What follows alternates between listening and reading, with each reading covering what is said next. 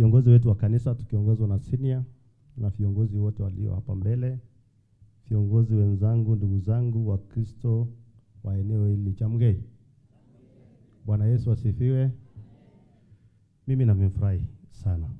Na furaha yangu kubwa, mchungaji, umefanya ile kitu nilikuwa nafikiria nikikaa chini. Unajua sisi ndio tumeharibu kanisani. Tunafika kanisa naongea mambo ya siasa. Lakini nikuambie mchungaji,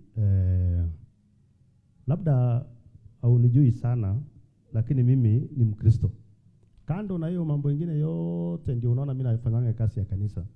Mimi ni Mkristo. Na desturi ya kanisa, ukija kanisani, unakuja unaomba, unaombewa, unafurahi, unaenda nyumbani ukiwa umefurahi. Na ile umefanya hakuna makosa, ni sisi ndio wenye makosa. Sisi ndio tulianza hii.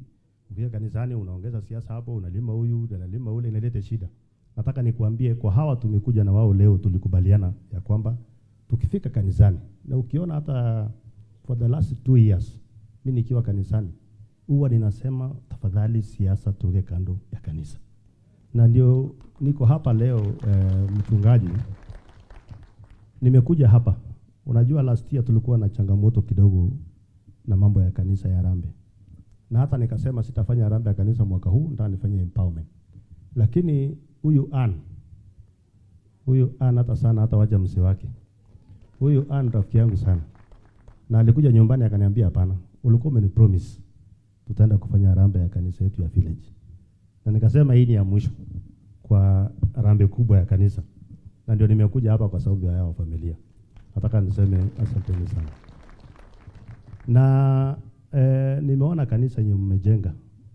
Hiyo kanisa umeweka msingi mzuri. Na kwa sababu sisi wote ni Wakristo. Na mnajua kanisa haina budget, haina CDF, haina mpango yoyote ile kusema ati kuna pesa ya kanisa inatoka mahali fulani. Pesa ya kanisa ni sisi tulio hapa. Kila mtu anatoa kidogo, mwingine ngapi, mwingine 10 ili tujenge hii kanisa. Na bishop nitakualika.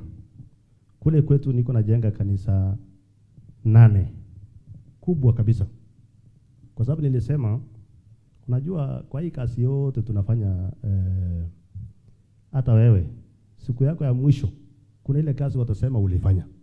Na mimi naambianga hao watu hata hii nyingine yote ni ya kusomesha watoto, ya kufanya nini, msiseme siku yangu ya mwisho. Siku yangu ya mwisho nataka waseme alikuwa anapenda kujenga makanisa. Na ndio unaona ukiingia